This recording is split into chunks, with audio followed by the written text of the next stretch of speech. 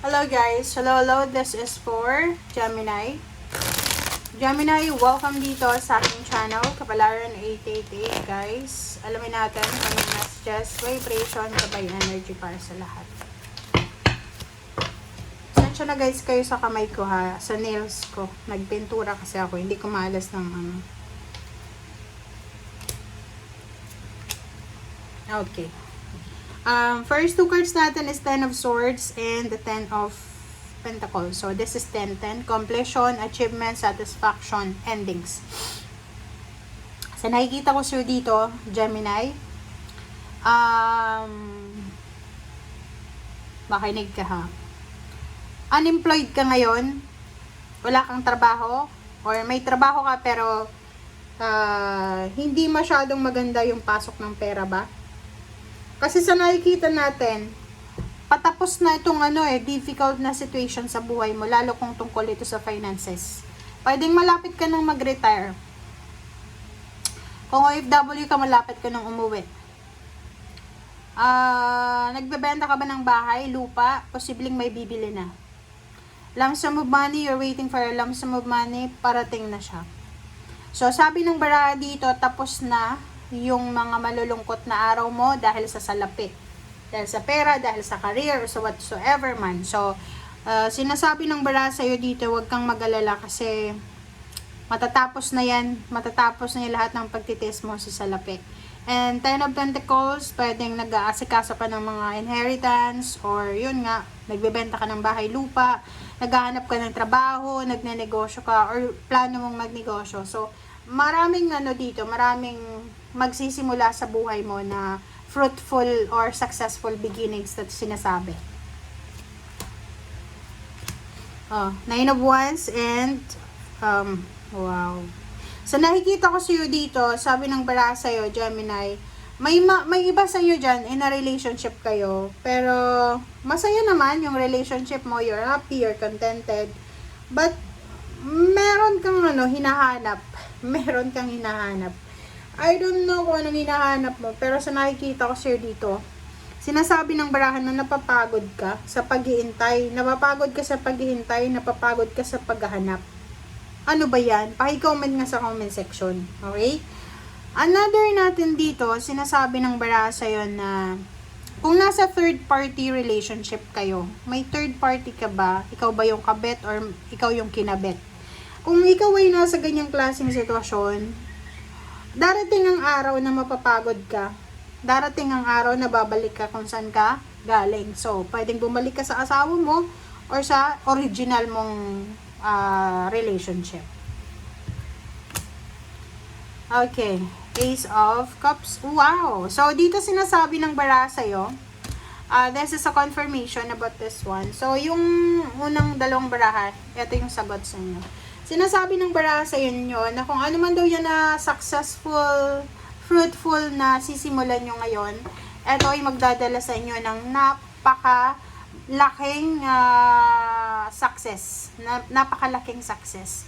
So, nakikita ko sa iyo dito na darating ang araw, kung saan ka man pumunta, pwedeng mag-relocate ka, pwedeng pumunta ka ng ibang bansa, or pwedeng nasa Pilipinas ka, basta lumipat ka ng ibang lugar, posibleng makakatagpo ka ng mga tao dyan na posibleng matutulungan ka sa kung ano man ang kailangan mo. So, pwedeng mga kaano mo to mga ka-community. Okay? So, Page of Wands, tsaka Ace of Wands. So, yun. Sabi ng baraha sa'yo, medyo exciting, Gemini, yung future mo. Maraming exciting na events, maraming exciting na balita, mga tao na mamimet ka in the near future. Okay, peace. So, dito sinasabi ng baraha sa'yo, Gemini, na kailangan mo na daw na i-release yung past mo. Okay? So, there is a more enriching future coming. Sabi ko na sa'yo diba? May nag-aantay sa'yo sa future na napakaganda. So, siguro may mga bit-bit ka pa rin mga bagahe from your past. It's either past relationships, past traumas, or mga generational courses yan. Release the past, okay? Let go and let God. And welcome the new, diba? So, wag ka nang wag ka nang mag-stay dyan sa kung saan man na medyo hindi na kailangan, okay? Next natin is Knight of Raphael. So, dito sinasabi ng baraha sa'yo na isang sitwasyon sa buhay mo. Kung single ka, looking for a relationship, balo, or hiwalay, single mom, single dad, sinasabi ng barahan na there's so much opportunities. Interesting opportunity, situation na posibleng makakatagpo ka ng mamahalin, makakatagpo ka ng magiging kaibigan, katuwang, kapartner, parang gano'n. The Empress number 3. Wow! So, gawin mo na daw. Gawin mo na, Gemini, kung anong mga plano mo na yan. And sinasabi ng baraha sa'yo na once na, kumbaga, pinanindigan mo talaga itong plano mo, sinasabi sa'yo ng The Empress na lahat ng sacrifices mo, magbubunga yan ng abundance, especially luxury, pera, karangyaan, kayamanan. High Priestess, so sinasabi ng baraha sa'yo, may mga dapat ka daw na i-reflect, may mga dapat kang isipin, kasi parang parang yung iba sa inyo naguguluhan kayo. So kung naguguluhan kayo, eto na siya, eto na yung sagot na pag-isipan mong mabuti, mag-reflect, mag-meditate, mag-pray, be at peace, maghanap ka ng mga tao na pwedeng magbigay sa'yo ng mga tamang information. Divine guidance, this is from Archangel Sandalphon. Maganda na ito kasi if you're searching for meaning in your life, sinasabi ng baraha sa'yo na maraming mga tao na, kumbaga yun, mamimet mo after maybe 5 years, 5 months, 5 weeks, 5 days, basta 5, so pwedeng January, February, March, April, May. So maybe next year of May. Okay? So may mga tao na matatagpuan mo, makakasalamuha mo na, alam mo yon yung parang kayo, isang beses pa lang kayo nag-usap, parang pakiramdam mo, ilang taon na kayong magkasama. Parang ganun. Okay, last card natin is King of Raphael. So, dito, it's a yes. So, kung sino-sino man yan, ng mga tao na yan na papasok sa buhay mo,